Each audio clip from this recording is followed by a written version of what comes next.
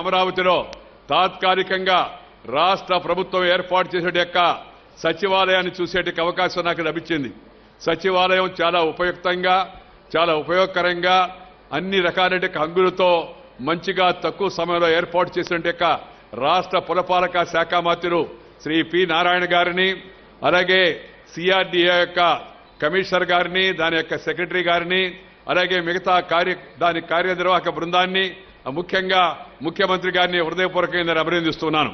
అదే కాదు, ఎంతో ఇబ్బందులు ఉన్నప్పటికీ కూడా హైదరాబాద్ నగరంలో ఇన్ని సంవత్సరాలుగా మరి కాపురం చేస్తూ ఉద్యోగం చేస్తూ మరి ఉన్నట్టు అనేక కుటుంబాలు ఇవాళ 2000కు పైగా రాష్ట్ర సచివాలయంలో పనిచేసే ఉద్యోగస్తులందరూ కూడా తరలి వచ్చి కొత్త రాజధానిలో కొలువు తీరి ప్రజా సమస్యల పరిష్కారానికి సచివాలయం నుంచి పనిచేయడం అవుతుందో చాలా ముదావహం వారందరినీ కూడా నేను హృదయపూర్వకంగా ఈ సందర్భంగా అభినందిస్తున్నానని చెప్పి ఈ సందర్భంగా మీకు మనవి చేస్తున్నాను.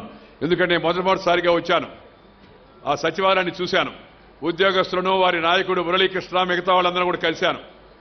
వారందరూ కూడా ఇక్కడ ఈ కొత్త ప్రభుత్వం చేపట్టిన చర్యలన్నీ కూడా వాళ్ళు మనస్ఫూర్తిగా సమర్థిస్తూ పనిచేస్తున్నారు. వారికి అభినందన తెలపడం మన కర్తవ్యం. मगर मुलायम सिंह जीते, बहू जीती, भतीजा जीता और छोटे भाई का पोतरा भी जीत जाता।